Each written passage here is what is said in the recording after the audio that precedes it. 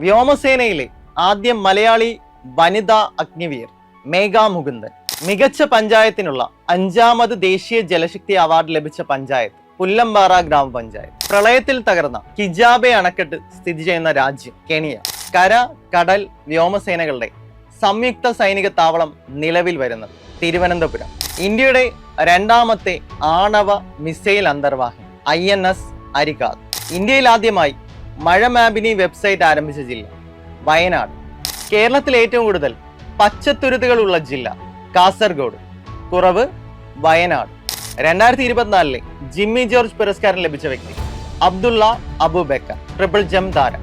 Satyajit Ray lifetime achievement പുരസ്കാരം ലഭിച്ച Australian ചലച്ചിത്ര നിർമ്മാതാവ് ഫിലിപ്പ് നോയ്സ്. ഫ്രഞ്ച് എംബസിയിലെ 4 പതിറ്റാണ്ടുകൾ നീണ്ട അനുഭവങ്ങൾ പങ്കുവയ്ക്കുന്ന മുകുന്ദന്റെ ആത്മകഥ എന്റെ എംബസി കാലം. കാൻ ചലച്ചിത്രമേളയിലേക്ക് 30 വർഷങ്ങൾക്ക് ശേഷം തിരഞ്ഞെടുക്കപ്പെട്ട ഇന്ത്യൻ ചലച്ചിത്രം ഓൾ വി ഇമാജിനസ് ലൈഫ്.